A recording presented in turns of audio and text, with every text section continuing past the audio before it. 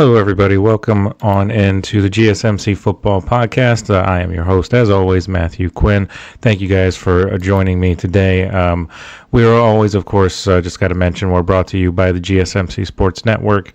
We do have a great show for you today. We'll be covering a number of different things. We're going to cover some of the NFL owners' meetings, things that we did not discuss in yesterday's episode. And we're also going to be talking a little bit about some quarterbacks and running backs in this upcoming draft and who they may fit best with in terms of where they could be drafted. Doesn't necessarily have to be first round. This could just be at any point in the draft who they might end up with, and that's just my take on it. And make sure you stick around for later in the show, and I'll be giving you my outlook for the LSU football team. Not LSU, but Texas did LSU yesterday. Still got that on the brain, but Texas, their season outlook for this upcoming college football season. So we're going to talk about that in the last segment of the show. But before we go ahead and get into everything, I just want to ask that you guys like and follow the show. If you have a question or a comment that you want to chime in with, then definitely give us a shout in the super chat.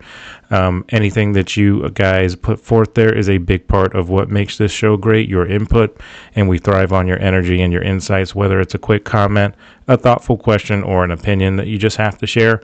Don't hesitate to drop it in the chat. Now, if you want to make absolutely sure your message stands out and gets featured on the show, there is an easy way to do that. Just use the super chat feature. Just click the $ at the bottom of the chat box to send in your super chat. This guarantees that your message gets on the air, and it's also a fantastic way to support our channel. We really rely on your support to keep bringing you the sports content that you love, and we appreciate every bit of what you guys do to support our channel. So go ahead, let us know what you're thinking, hit that super chat button, and let's keep this show as interactive and exciting as possible. And if you prefer, you can also always go to the GSMCsports.net website to tip, donate, and leave a comment or a question there. Couldn't do what we do without your amazing support, and we're thankful to have you guys as part of our community. And once again, that link is GSMCpodcast.net. All right, so let's go ahead and get into our show here. Of course, the NFL owners meetings going on over the past few days. We talked a little bit about it in yesterday's show, touched on some of the rules and proposed changes and things like that, things that passed, things that were tabled, such as the brotherly shove or tush push or whatever you want to call it. That was tabled to a later date. Seems like it's going to be May when they discuss that again, and we'll see what happens with it. I know we've talked about it a few times on this show here, and I don't like the decision to potentially ban it. I don't think there's really any case for it. It's just a play that a lot of teams can't stop, and that's kind of the way it is. But we've talked about that before. There was some other things that happened during the owners' meetings. It wasn't just rules and things like that changing. We actually got to hear from a lot of different owners and head coaches and GMs and things of that nature. Talking to the Cowboys and Jerry Jones, they are currently in contract negotiations with Micah Parsons, and apparently they're doing negotiations directly with Micah Parsons and not with his agent, for whatever that's worth. But from the reports out of the discussions that are going on between those parties, it would make Micah Parsons the highest non-quarterback player, highest paid non-quarterback player in the NFL and in NFL history. Now, Myles Garrett just got a similar deal, earlier this offseason, and he was, at the time, still currently is, the highest paid non-quarterback player on or in the NFL. So this deal would be greater than the Myles Garrett deal from all indications.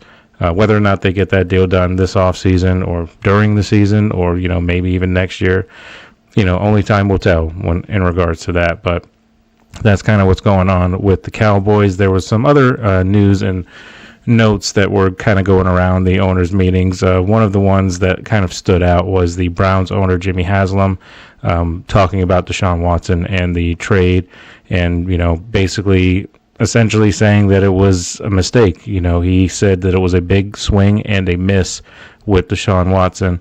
And, a lot of us already kind of, thought that mindset already. But, it's interesting to hear an actual owner come out and admit that he made a poor decision, or they collectively made a poor decision with, Deshaun Watson.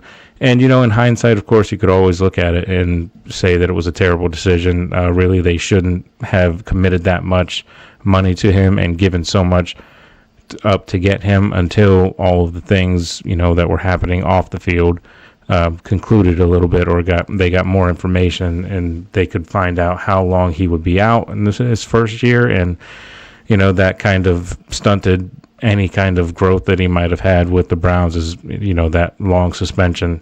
And, of course, we're not going to get into the technicalities and all that of the off the field stuff, but it was, warranted that he was going to be suspended at least at some point. But, so that kind of was a little bit of a speed bump for the Browns, and it never really materialized. He only ended up winning 8 games, and I don't believe, I'm talking in past tense when he is still technically on the roster, but I don't believe that he will be on the roster very much longer. I mean, he tore his Achilles at the end of last year and then tore it again after already, tearing it one time. So I got to think, especially with that injury combined with the words that Jimmy Haslam was talking today, it just doesn't seem like Watson is going to play another down for the Cleveland Browns.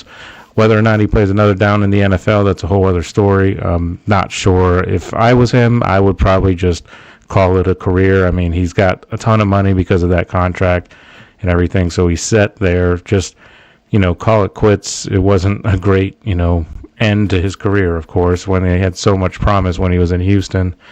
And then it was just, just this crazy fall from grace at that point. But if I was him, I would just, go ahead and retire and just call it quits and just move somewhere away, far away from football, But we'll see what happens with Deshaun Watson ultimately.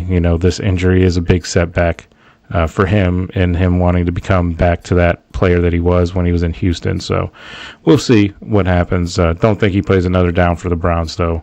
I do think that this admission by Jimmy Haslam is essentially the first step in trying to move on from his contract and, possibly even cut their losses, maybe just even release him, even, depending on what shakes out with the cap, how much of a dead cap hit that would be. They may just have to eat it and, bite the bullet, as it were, and just, cut their losses with him. And they may just end up doing that. But only time will tell. We'll have to see what happens with that. But some other news and notes that were going on in the owners' meetings and things of that nature. Just one other quick little note.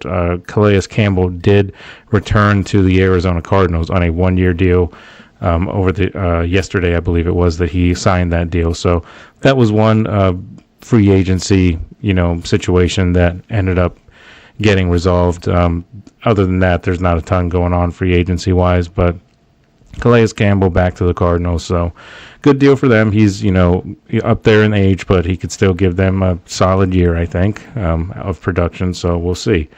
But other things that were going on in the owners' meetings, the NFL also announced that Christmas Day has been expanded to a triple header, and this is going to significantly impact the NBA as well, because the NBA, if you remember, just a few short years ago, it essentially owned Christmas Day. They had, all of the games that were going on, triple header, quadruple header, whatever the case was, but they had NBA games essentially all day long, and that's what a lot of people, would look forward to. But now the NFL has kind of snuck into Christmas Day, and instead of just having like a one-off game, like one game on Christmas Day like they used to, now they're going to be down to, or up to, an expansion of 3 games, so a triple header on Christmas Day. So that's basically a full day of football.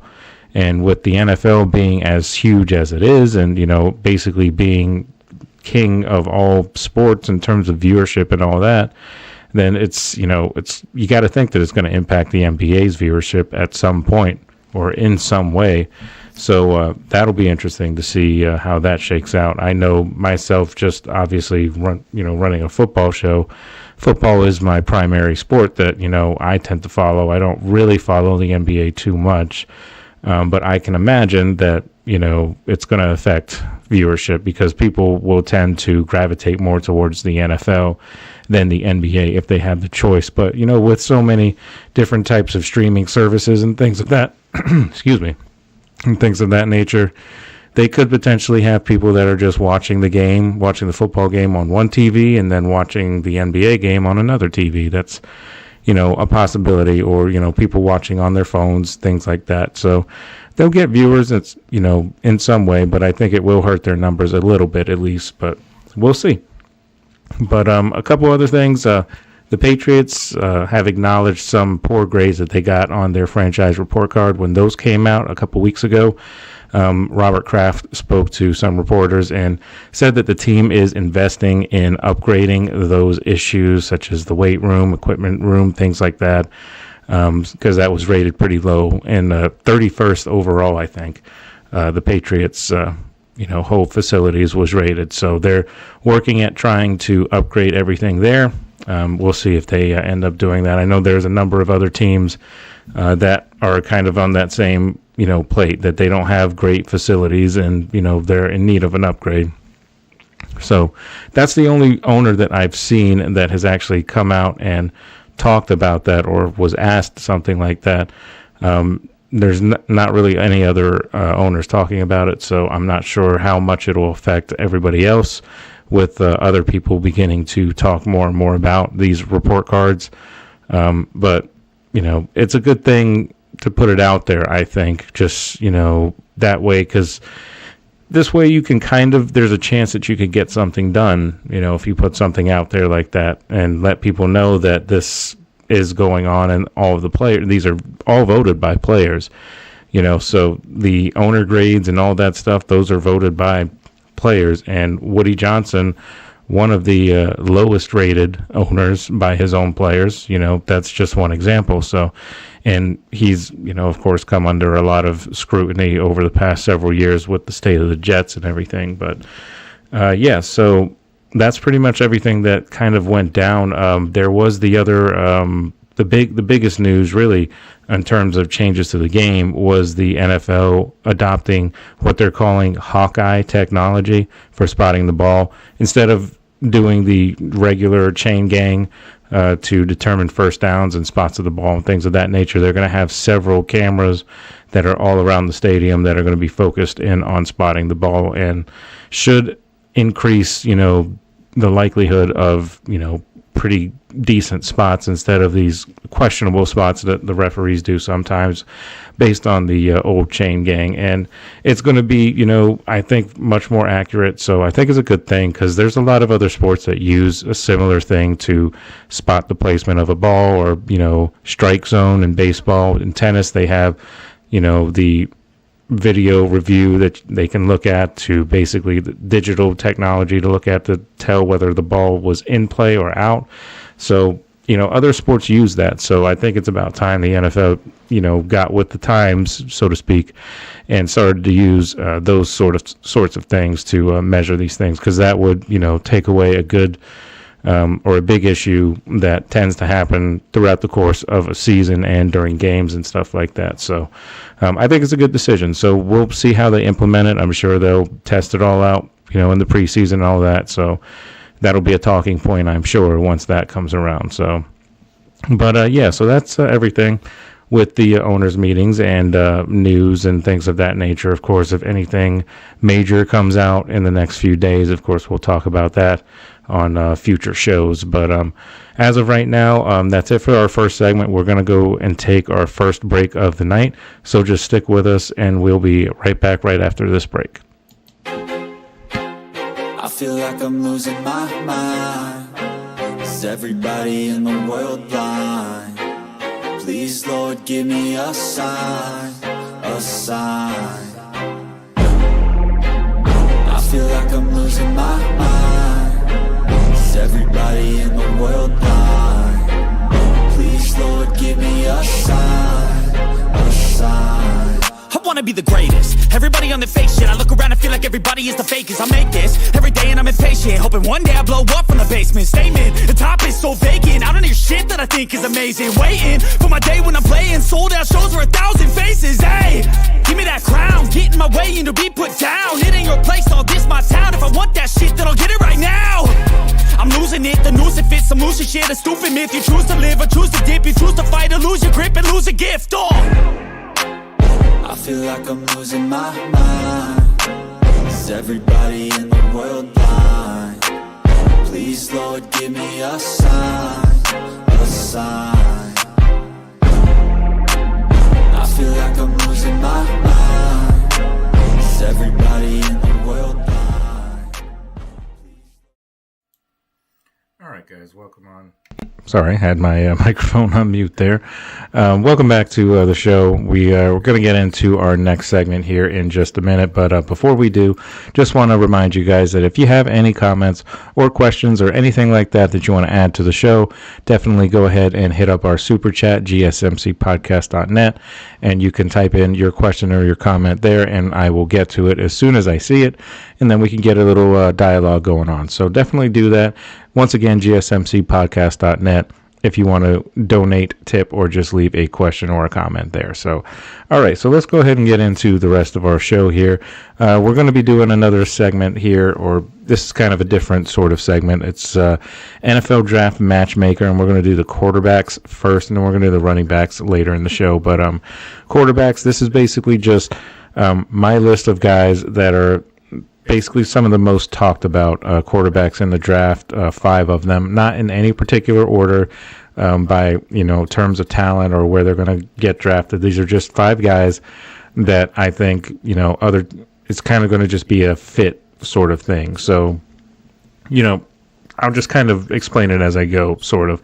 But it's basically, whatever the top quarterbacks are, where they're going to end up, where I think they may end up and where they could fit best in the NFL. So let's go ahead with, after that terrible description and explanation of what I'm trying to get across here, let's go ahead and get into the show here. And first one on the list is Cam Ward, and this is really no surprise here. I have him going to the Titans as being a good match or a good fit, and that's not really a surprise. Everybody sort of expects that Cam Ward is going to go to the Titans with that number 1 pick, unless there is a draft day trade and something crazy happens, which of course is always a possibility, on draft day, but it's seeming more and more likely that it's going to be Cam Ward to the Titans, and makes sense because they seem to be moving on from their Will Levis experiment. Hasn't really worked out since they went ahead and drafted him. He's shown some flashes here and there, but too many times he's made some pretty, bad mistakes. So they're looking to move on, and Cam Ward is considered the top recruit or top prospect in the NFL draft this year. So, he's got a lot of good attributes, that would come pretty well to the Titans organization. And Bill Callahan needs to basically get a guy that he wants to build from. And the GM, of course, new GM this year in Tennessee. So they want to get their new guy, start over with a whole new era, with a whole new quarterback. So they basically are in that rebuilding mode. So Cam Ward, one of the things that I always liked about him, watching him at Miami, is how poised he is in the pocket. He doesn't really seem to get rattled too much, no matter what you throw at him. And obviously, going to the NFL, that's going to test him, of course, because the NFL is a different ball game. He could end up playing in much, much bigger games than the ones he was playing in college. So that'll be a challenge. But, I've seen a lot of what he can do, and if he can just channel that same type of mindset, I think he'll do just fine in the NFL. It's going to be a challenge because if he does end up getting drafted by the Titans aren't necessarily the greatest team in the NFL. Otherwise, they wouldn't be picking number 1 overall. So there's going to be some challenges there, some growing pains possibly. But if they give him some time and develop him in a good way, then he could end up being a pretty solid quarterback in this league. So we'll see what happens with him. The next guy I have on this list is Shedeur Sanders, and I have him as being a good fit for the Browns. And this one is kind of up in the air because there's been a lot of talk that the Browns might go ahead and take Abdul Carter out of Penn State. We'll see if they do that, but they are in need of a quarterback because of the whole Deshaun Watson thing. They don't really have anybody in the room other than Kenny Pickett, and I don't know if they're willing to ride with Kenny Pickett, and I certainly don't think Myles Garrett would have re-signed with Cleveland if they told him that Kenny Pickett is going to be the starter day one. So I have the feeling that they're either going to draft Shedeur Sanders, or if they don't do that, then maybe they trade for Kirk Cousins on draft day. Maybe that's a move that they make. That could be something that would entice Myles Garrett to stay because he's a proven quarterback. Of course, he struggled last year in Atlanta, but Atlanta didn't necessarily have a ton of talent around them either. I mean, of course, Bijan Robinson always is a very good running back, but they have a couple decent good receivers, but for the most part, it's, it wasn't, these are not all-star guys that are on that team. And, of course, Kirk Cousins was a year removed from the Achilles injury in Minnesota that he suffered, and he definitely looked like he, took a step back from after that injury based on how he played in Atlanta. So that is a question mark, of course, always a question mark. And for the Browns, you've made so many, mistakes at quarterback. I feel like, taking on another guy's, expensive contract, because Kirk Cousins will be expensive for them to get him, just based on that contract themselves, because they're going to have to eat some of that money that Atlanta's paying them as well within that trade probably. So I think if the Browns were smart, they would err on the safe side, go and get Shedeur Sanders because he would be a lot cheaper because you're paying him a rookie contract.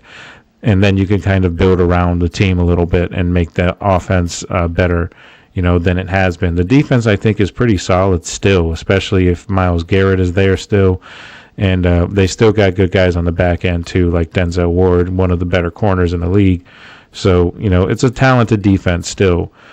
So we'll have to see how they shake out that offense. That's really the big question. And with Nick Chubb most likely not returning, being a free agent to this point, they need to figure out the running back position as well. So quarterback first, though, that seems to be the biggest need for the Browns overall. So I have Shedeur Sanders going there. So moving on to Jackson Dart, the guy that has been talked about a lot over the past few weeks or so during this whole process of combine, pro days, and leading up to the draft.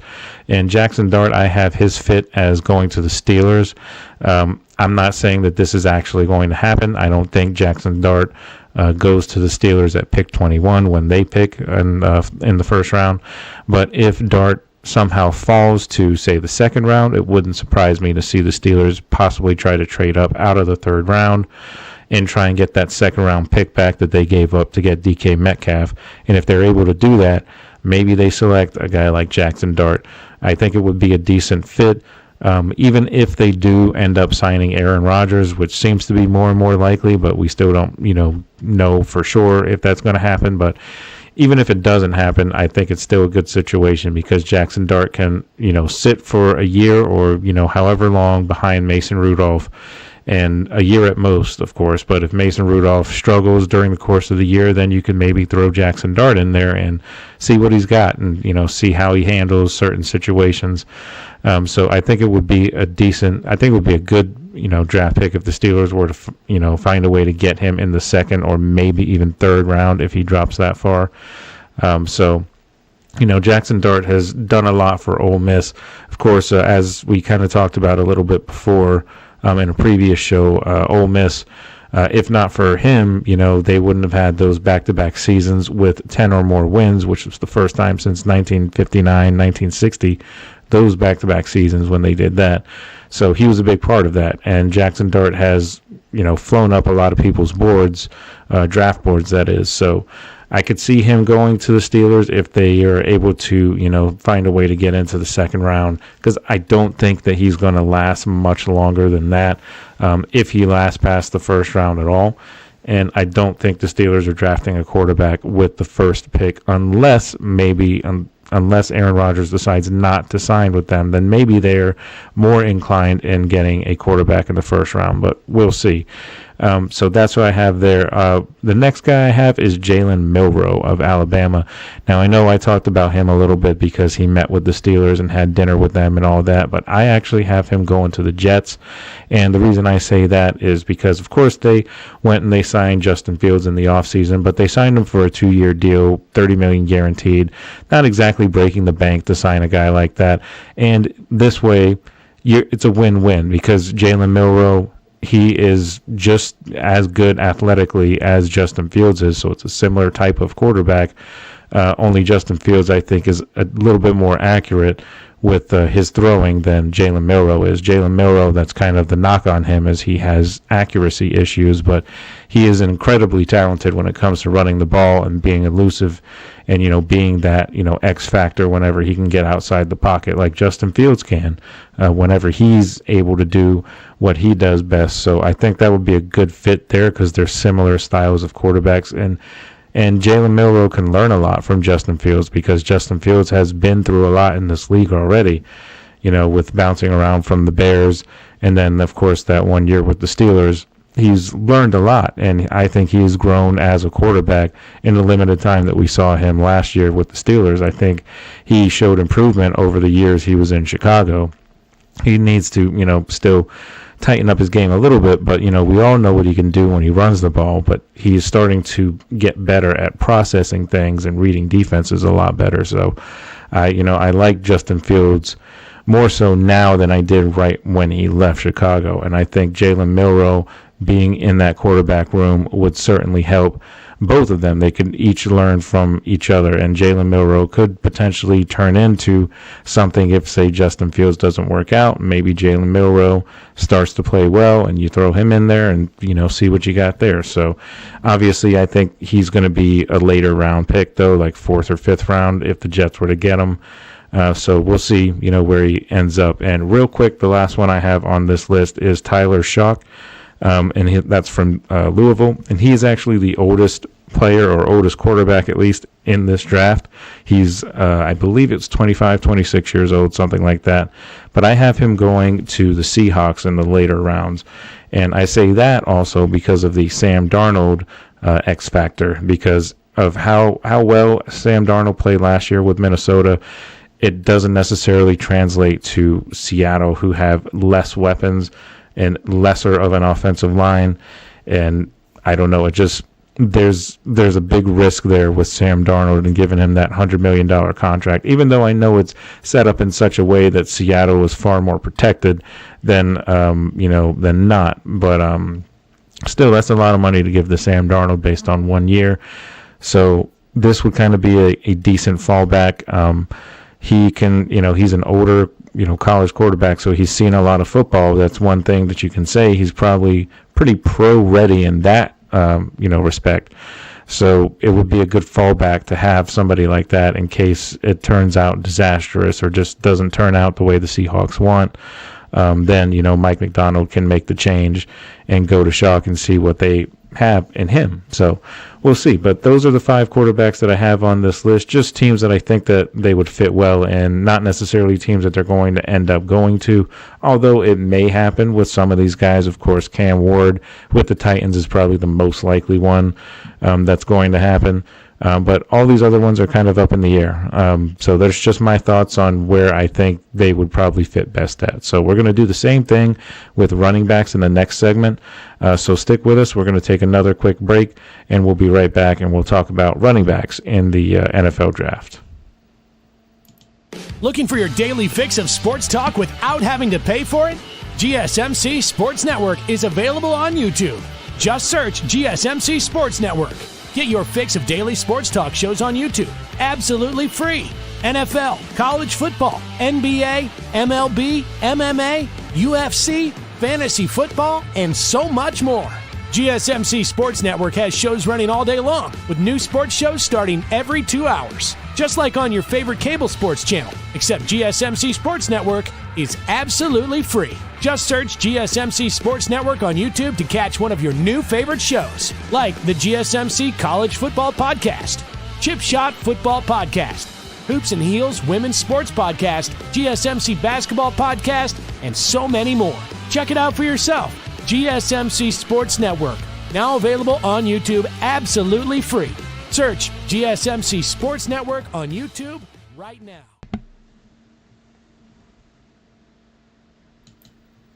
All right, guys, welcome back to the show. We're going to get right into our next segment, just kind of a continuation of the last segment that we did doing the NFL Draft Matchmaker. In this segment, we're going to be doing the running backs.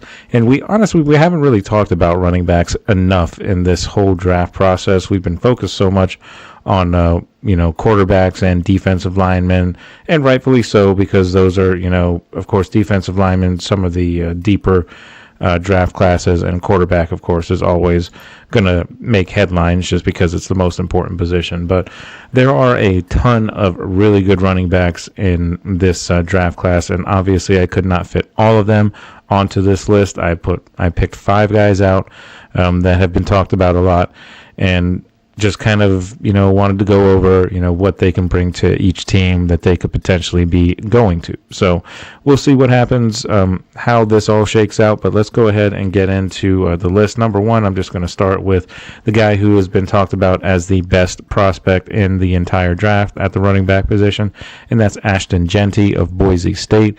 And I have him going to the Raiders, and I think this makes a ton of sense because the Raiders really, really need that top back, that top franchise back. Ever since they lost Josh Jacobs to the Packers a few years ago, they've needed somebody to kind of fill that void, and they didn't really get the job done with Alexander Mattison last year. He only had about 400 yards rushing and led the team with that number. So they definitely need a guy who can break away, has that home run capability, and Ashton Jeanty absolutely has that. He has been compared to LaDainian Tomlinson, and that's high praise because LaDainian Tomlinson is one of the greatest running backs to ever lace him up. So that's some pretty high praise. So we'll have to see if he ends up turning into something like that. But he's by far the best prospect in a very talented running back draft class too.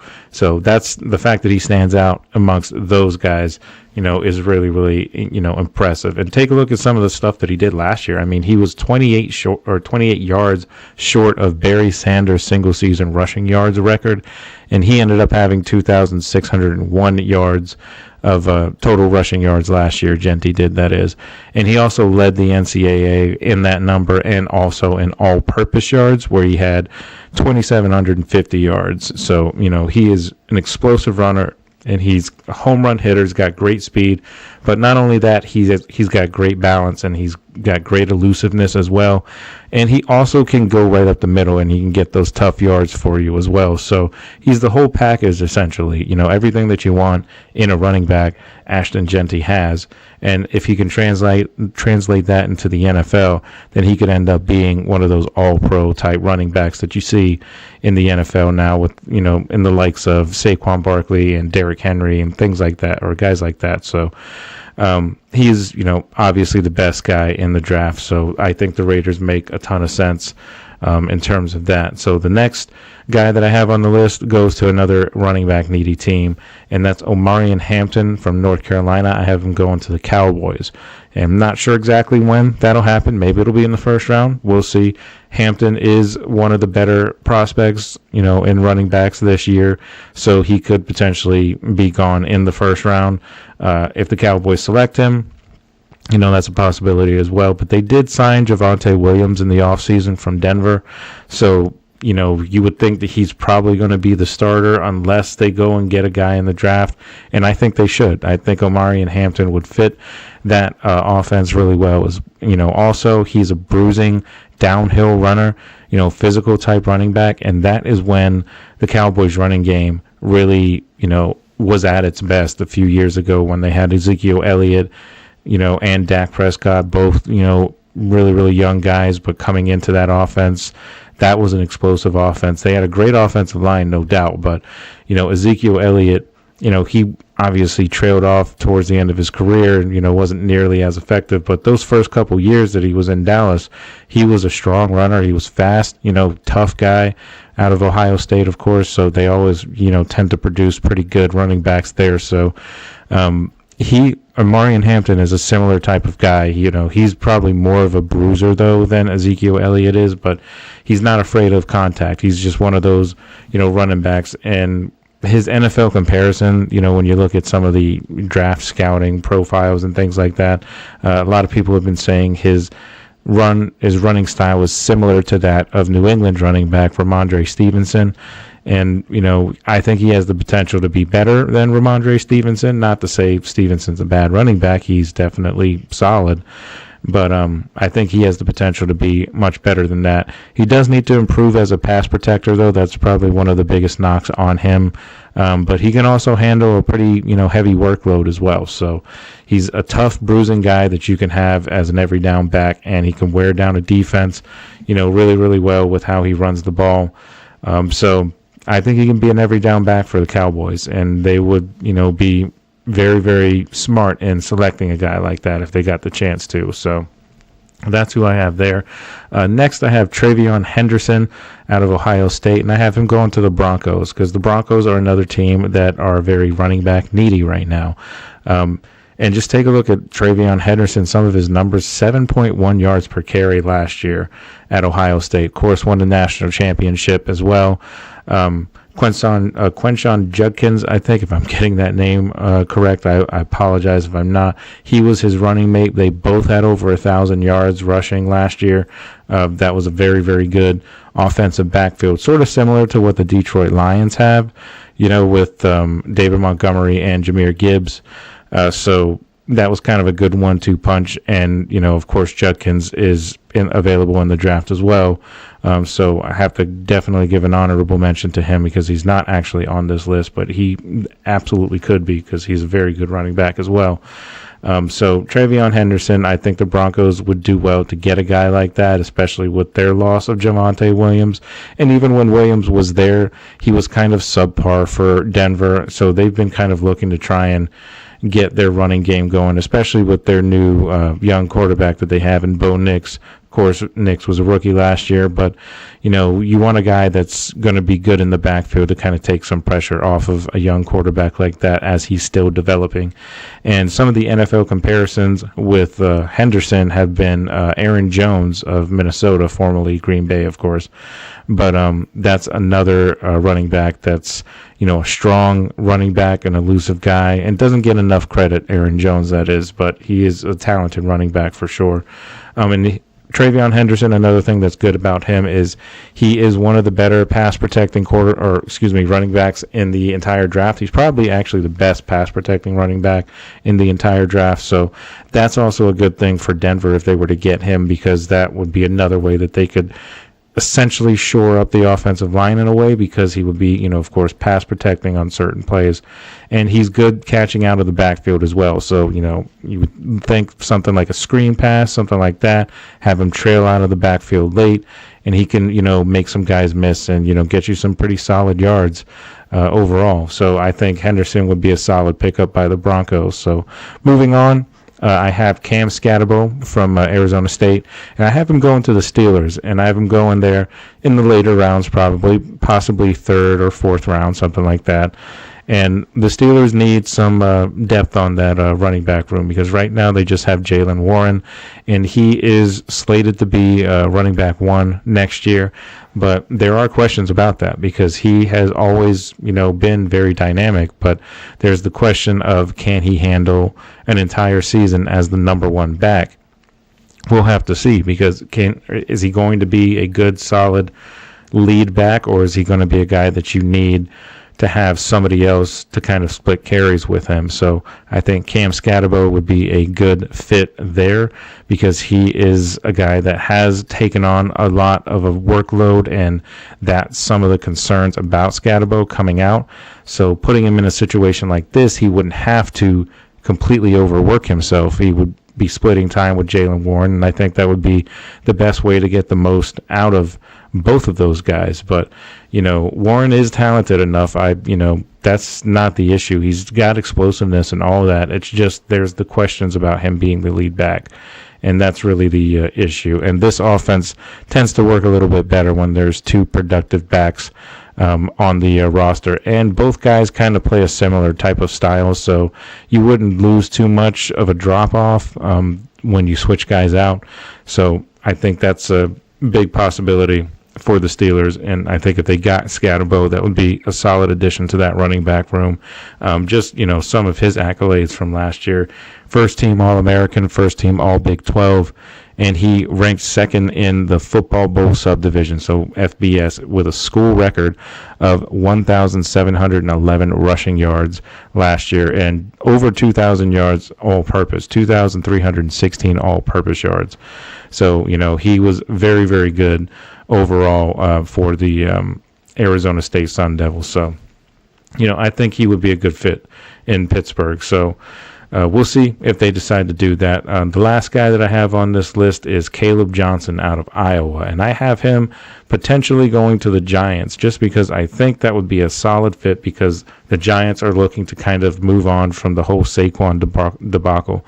And Caleb Johnson, definitely one of the better running backs that are available in the draft, and that would be a good way for the Giants to kind of try and move on past the Saquon mess that they kind of mishandled. But they have their quarterback secured for now with Russell Wilson signed, so they have a little bit more leeway as to where they can or who they can draft. So maybe they go and get a top running back with that third pick instead of going to get, another playmaker like a Travis Hunter, which has been linked to them a few times, I believe, too. But maybe they go running back. Caleb Johnson possibly could fall to them in the second round if they want to wait. So it's a possibility. Not all of these guys have to be first round picks on these lists that I'm doing. So, I have him going to the Giants. I think he's a good young back. Second team All-American last year, Big Ten running back of the year, and first team All Big Ten. And he was a finalist for the nation's top running back award, which is the Doak Walker Award too. So he definitely played very well in his last year at Iowa. And, he ranked 6th in the FBS with 138 total points scored, which also was tied for 6th with a school record 21 rushing touchdowns last year, and ranked 7th with 1,500 rushing yards and 8th with 1,700 all-purpose yards. That is, of course, in the entire country, those rankings. And he also set the school record for 23 total touchdowns. So just another, accolade to add to his resume in college. So, any one of these guys are going to be starters, I believe, at some point in their careers. Maybe some guys like, Scatabo split time with some guys here and there, but all of these guys are capable of being starters. And, these are just some of the running backs. There are other running backs that I did not mention here that are, just as worthy of being a starter somewhere. It's just a very, very deep class, and I could really make an entire episode on just running backs because of how talented the class is. But obviously we're not going to do that, but we're going to actually take another break. And when we come back, we are actually going to start talking about wide receivers. And these are the top 5 wide receiver draft prospects and just some info on them. This is not necessarily me telling you who I think is going to go where or anything like that. This is just simply just a top 5 list of the wide receivers in the draft. So stick with us. We're going to take another break, but we will be right back, and we're going to talk some more NFL draft talk. So stick with us, and we'll be right back right after this.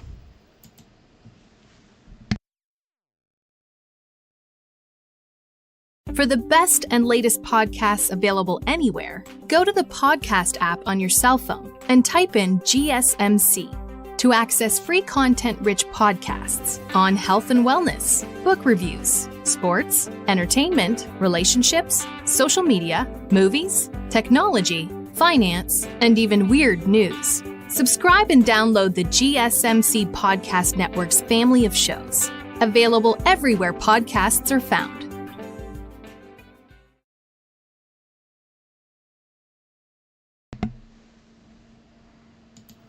All right, guys, welcome on back to the show. We're going to get into our next segment here. Top 5 wide receivers in the upcoming NFL draft. That's just in a few weeks. Right at the end of this month, we'll be right in the thick of the draft. So we're going to get some answers to some of these questions that we've been posing over the past few weeks or so. So before we, go ahead and get into that part of the NFL offseason, we're going to just talk about the top 5 wide receivers in the 2025 NFL draft. So just going on to number 5, just straight away here, I have number 5, Jaden Higgins out of Iowa State. This guy was a third-team Associated Press All-American, second-team All-Big 12, and he ranked 10th in the FBS with 87 receptions. He also tagged on 1,183 yards and led his team with 9 receiving touchdowns for the Iowa State Cyclones.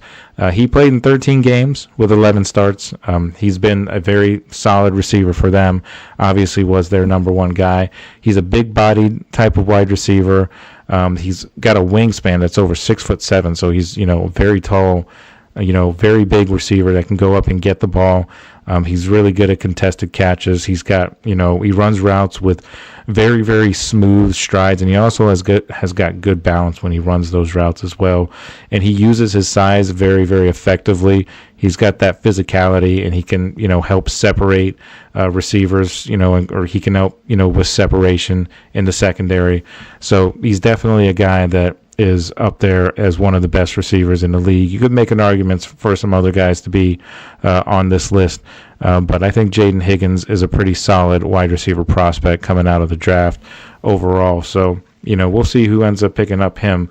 It's not necessarily the super deepest, draft class when it comes to wide receivers this year. It's not really one of those years where there's a ton of really, really great receivers, game-changing receivers, but there's still some pretty solid guys out there. And, of course, Jaden Higgins is definitely one of them. And moving on to number 4, I have Emeka Egbuka out of Ohio State. We've talked about this guy a few times in a few other shows. This obviously is a guy that was on the Ohio State team that won the national championship last year. And, of course, he was part of a very good wide receiver room, and he stands out. He was the team captain, led the team with 81 catches as well. He had just over 1,000 yards receiving and 10 touchdowns. And he still wasn't even the best receiver on his team last year. That's just how crazy of a room that was at Ohio State. But he was third team All Big Ten last year, set a school record with 205 career receptions at Ohio State. So that, of course, is a solid achievement considering the past wide receivers that have been at Ohio State. You've got Chris Carter way back in the day. You've got Marvin Harrison Jr. last year. A lot of guys from Ohio State have been really, really good receivers. So the fact that he was able to be the, school record holder is, very impressive in itself. So he played in all 16 games, and so that just kind of goes towards his durability. And, of course, won a national championship last year. And the thing that's really interesting about him as a receiver and kind of what makes him so good at tracking the ball and being able to catch, at just about, if you throw it in just about any sort of radius of him, he can catch it. And that's kind of from his baseball history. He was a former outfielder, and he's got excellent track and adjustability, and he can catch, being an outfielder, of course, you need to be able to track the ball and catch the ball, and he is good at doing that. So having that sort of background definitely helps him as a receiver, being able to find out where the ball is and track it and being able to adjust and make those kind of catches. He's very good at manipulating the coverage in space as well. He's got a good feel for that. And his, he hits his turns and his, all of his routes with good timing and good tempo as well. So very good route runner. Does some hand fighting, but, every receiver does that. It is what it is, but he does a good job in trying to create space late, and that kind of gives him that last little bit of separation that you see in replays and things like that. So he's a very, very talented receiver. May not have been the best receiver on that roster last year, but still, a number one receiver he could absolutely develop into. And we'll see if he does. We'll see who ends up taking him. There's a few receiver-needy teams in the draft, so we'll see if he ends up going in the first round or, possibly later or whatever the case. But he's another thing that's really, really good about Egbuka too is that he tends to be very, very good with getting both feet down, which I know a lot of wide receivers struggle with coming out of college into the NFL, because in college, in case you don't know, you only need 1 foot down in order to be considered in bounds when you're making a catch, whereas in the NFL, you need both feet down, and he's able to do those taps, those toe taps on the sideline pretty well. So he's pretty much pro ready when it comes to things like that. So that's another, thing that he has that's, something to look forward to if you're a team drafting him, of course. And he's got a really vicious stiff arm too, which is obviously something that, NFL fans love to see. I know we always see Derrick Henry with those vicious stiff arms, in some of those games, and he's got a pretty heavy duty one himself. So it'll be pretty cool to see him potentially, unload that, when he gets to the NFL, when he'll have, I'm sure, plenty of opportunities no matter where he goes. So next guy on the list I have, number 3, I have Matthew Golden from Texas. And Texas is getting a lot of shout this year, and we're, of course, going to talk about them in the next segment. But Matthew Golden, that's a guy that they will not have this year because he is going into the draft. He led the team last year with 987 receiving yards on 58 receptions. That's about a 17-yard average per catch. And he also had 9 receiving touchdowns, started all 16 games. And he has a comparison, the likes of a guy from the Saints, Chris Olave. So he's obviously, Olave is a young receiver, but still a talented receiver. So it's still a pretty good comparison. And I think Matthew Golden has the potential to be an even better receiver. And he's played in big games, and he meets those big games with big plays, in those games. So, that type of experience already in his career is definitely a positive, playing in Texas and being in the SEC championship game last year. And, of course, fighting for the playoffs and all that. He's been there, so that's something that he can kind of take as experience, even though they didn't end up getting to where they wanted to get to, they were still able to be in that position, last year. So he has a little bit of experience in that regard. So, he's got really good linear speed as well, and he is a very, very good route runner, which is always something that you want. He moves his feet very well. He's got very agile feet when he can get in and out of routes and in and out of his breaks. He's very good at doing that as well. So he has that ability to, basically open quickly from, those cuts and burst out of those cuts, with a pretty good push. He's very, very good at that as well. So he displays good body control too. When he goes up to try and catch the ball, he can really kind of adjust very well. And, he comes back to the ball. He's got everything that you want in a receiver, so we'll see who decides to draft him, but I don't see him going much further past the first round. I think he'll be plucked up pretty quickly in the NFL draft in that first round. So that's the guy I have at number 3. At number 2, I have Luther Burden, another SEC guy from Missouri. And he has a great, record or great stats last year when you take a look at some of the things that he did. First team All-SEC, led the team with 61 catches and 6 receiving touchdowns. Played in 12 games with 10 starts. And he didn't play in the bowl win that they had over Iowa, but some of the comparisons that he's getting is Garrett Wilson. And obviously we know how good Garrett Wilson is with that now famous catch that he made last year, the Jumpman catch, where it looked like he was, kind of impersonating the Jordan brand logo when he made that ridiculous catch in the back of the end zone. So being able to be compared to a guy like that is pretty high praise because Wilson is one of the better receivers in the league. And, of course, Burden has the potential to be one of the better receivers in the league as well. He's a former 5-star recruit, and he offers that 5-star athleticism to go along with that. He's got great playmaking ability, and he's really good at accelerating. He can bypass those defenders with his top-end speed that he has. He's just a great all-around receiver. He's exactly what you want, in a receiver. He's very good. He's got that natural playmaking ability. He's got natural instincts as well, being able to go up and get passes, make some pretty good catches, pretty ridiculous catches. And he, similar to, the previous guy we mentioned on this list, he has that outfielder type instinct. Now, he doesn't have the background, or anything like that, but, he's got that same type of ability to track the ball and get, down the field and, make those big plays.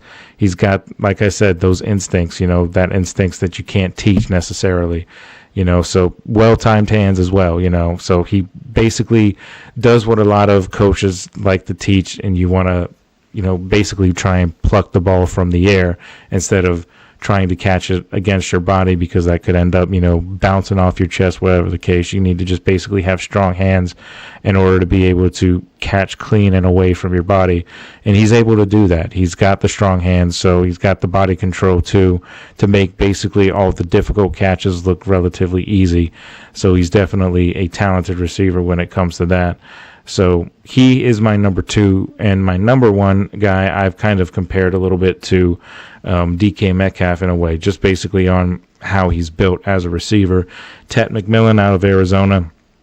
He is the top receiver prospect right now in the draft. Big-bodied guy, very tall receiver, can go up and get the ball, contested catches sort of receiver. He was first-team All-American, first-team All-Big 12 as well. Ranked 3rd in all of college football with 1,319 receiving yards. That's about a 15.7 yards per catch average, and led the team with 84 catches and 8 receiving touchdowns as well. And another interesting thing that he did, impressive stat that he did, he set the school record with 3,423 career receiving yards, passing the record of the current Arizona wide receiver coach, Bobby Wade, which is kind of an interesting a little tidbit there. I'm sure they had some fun discussions about that with Bobby Wade owning that record prior, and him actually being the wide receiver coach. So in a way, he kind of still gets credit for it, because he, is coaching the wide receiver that ended up breaking his record. So he's doing something right in a way. So he also set the school record with 304 receiving yards in a game against New Mexico. And that was, a very impressive game that really was kind of his, bring to the, highlight sort of moment, if I can really get that phrase out. But he's a very, very good receiver overall. So, highly productive in basically all of those areas that you want to see, in a receiver. And if you go back and you look at some of his 2023 tape, it's pretty crazy, some of the highlight reel touchdowns that he has too. If you don't get a chance, if you haven't, watched any of his highlights, definitely go through and do that, because they're pretty entertaining to watch, how he can be able to go up and get the ball. So he's very, very good, and there's no question that he's the number 1 guy in the NFL draft upcoming. So we'll see. There, like I said, there's a few teams out there that need wide receivers. We don't know exactly who's going to go first. I'm thinking McMillan probably goes first, because he's the best talent that's out there, but there are some pretty solid guys out there. So we'll see what happens, in the NFL draft in a few weeks. So that's going to do it for that segment. When we come back, we're going to talk in our college corner, and we're going to talk a little bit about Texas and their season outlook, of course, with Arch Manning getting a lot of publicity for being one of the top quarterback prospects coming into next season's NFL draft in 2026. So we're going to basically preview some of that some of their season and see where they might end up at the end of everything when all the dust settles. So just stick with us, and we're going to be right back right after this final break, and we're going to talk about our final segment. So stick with us. We'll be right back.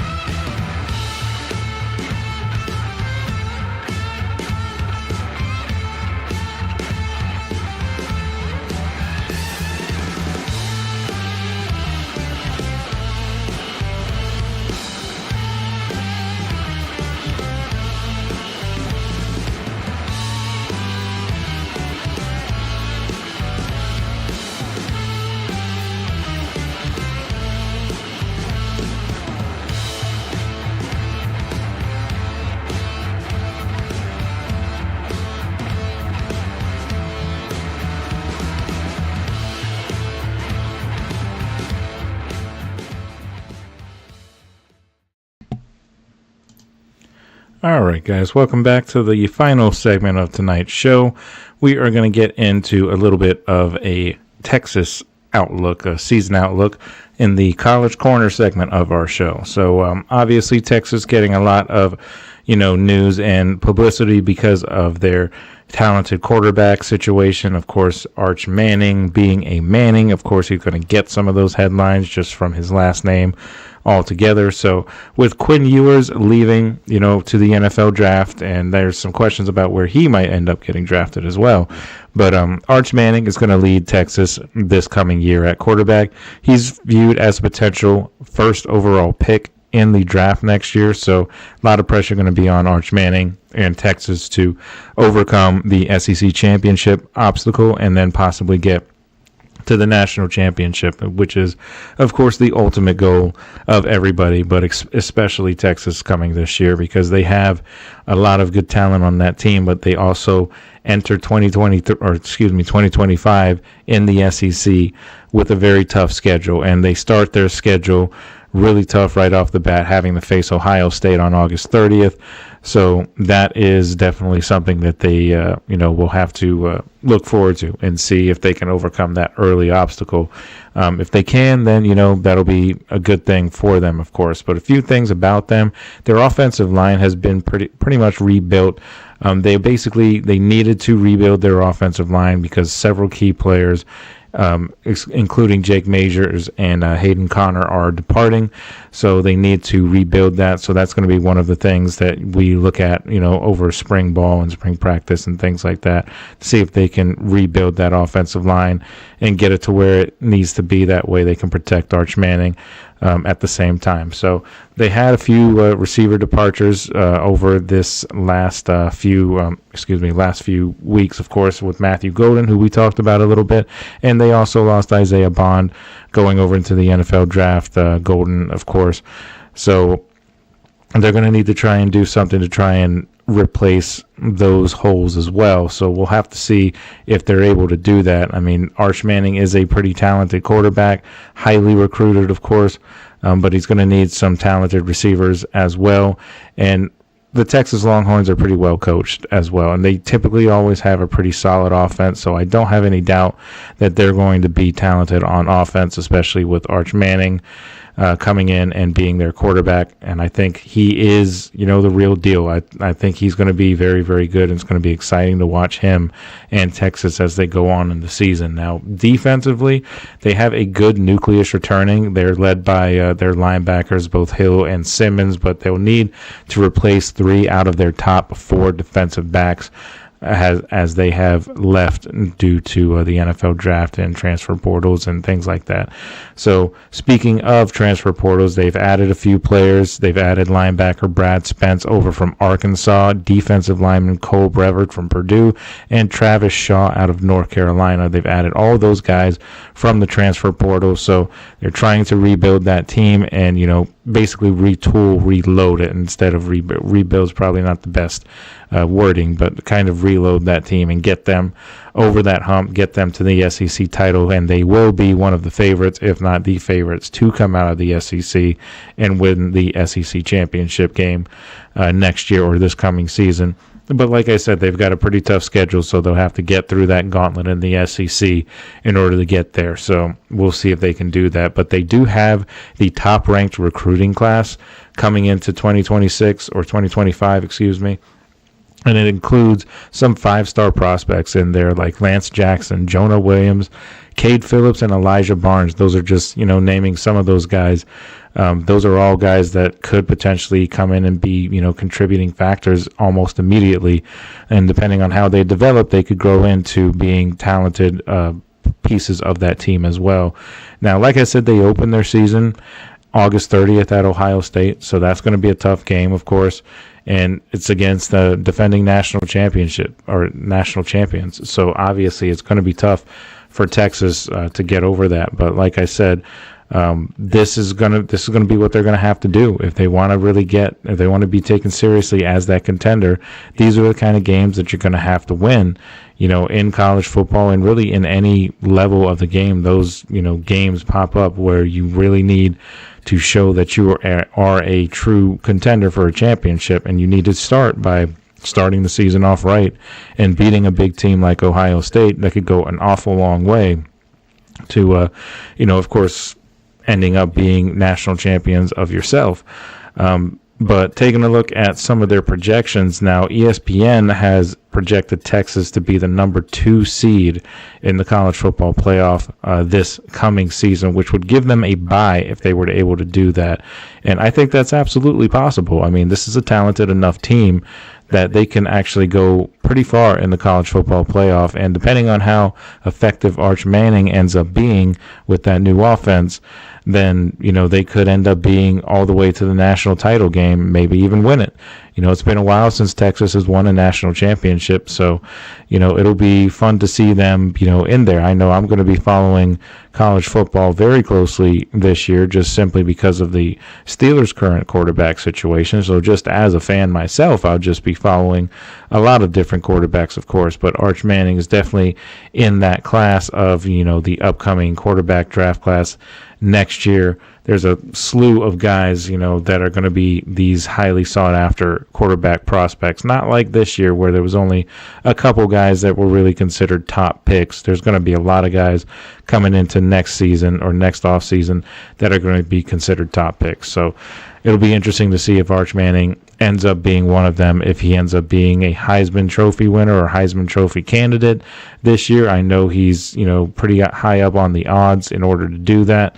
But he's got to get through a pretty tough schedule. I mean, their overall schedule, of course, doesn't start, super, difficult. They've got San Jose State, UTEP. They've got a game against Florida, which will be interesting because Florida should be improved this year. Don't think Florida's going to be competing for a national championship or anything like that, but I think they have got a much better team this year. And, of course, SEC games are always tough. Kentucky can be scrappy sometimes as well. Texas should be able to beat that team, and they should be able to beat Oklahoma as well. But that, of course, is that Red River rivalry, so that's always going to be an entertaining game, always going to be one of those games that you got to look out for to see if, you might get upset or, whatever the case. Those are always high-scoring games, exciting games. But we'll see what happens with that. Mississippi State is on the schedule as well. They're another team that can be pretty scrappy as well. Vanderbilt actually, played much better than what their record overall showed last year. There were a few games where they actually pulled off some upsets, played really, really well, and were able to come up with, either a close loss or a, pretty solid victory. So Vanderbilt, they've, of course, always going to be there. Texas A&M is another team that's going to be a tough team to beat. Georgia's always tough. Georgia has a lot of question marks. They've lost a lot of players and things like that. So there is a little bit of rebuild mode going on with Georgia, but they're still coached by Kirby Smart. So that's still going to be a difficult matchup. And, of course, Georgia was able to defeat Texas last year in the SEC championship game.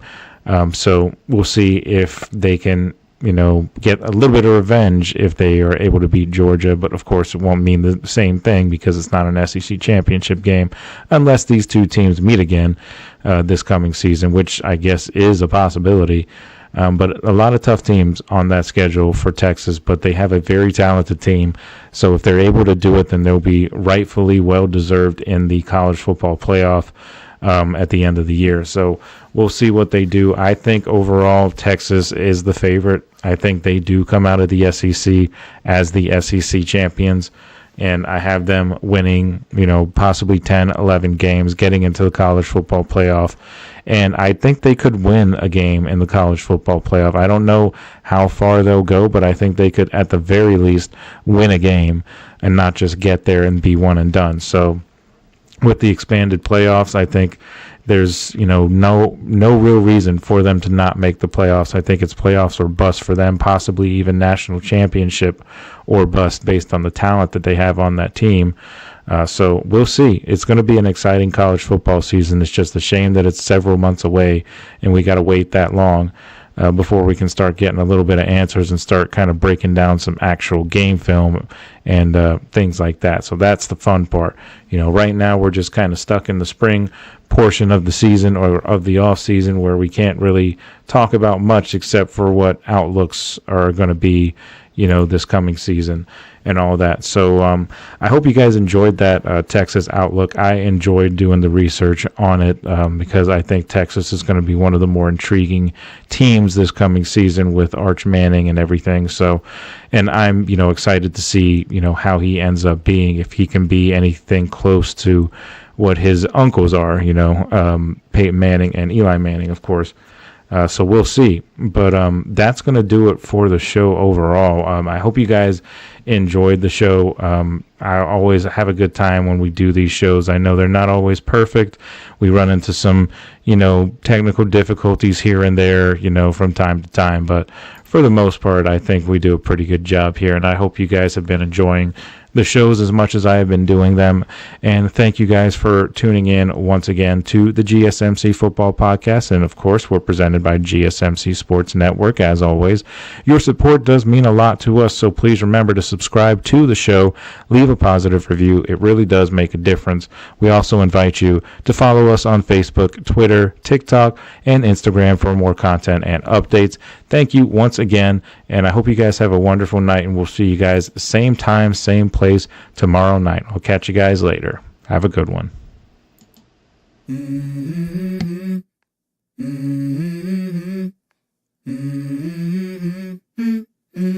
Let's go. I wake up to a little bit of drool on my pillow, feel like it's gonna be a bad day. Yeah, I'm tired of shit, and the coffee ain't hit yet. Damn, ain't that great. I don't wanna go to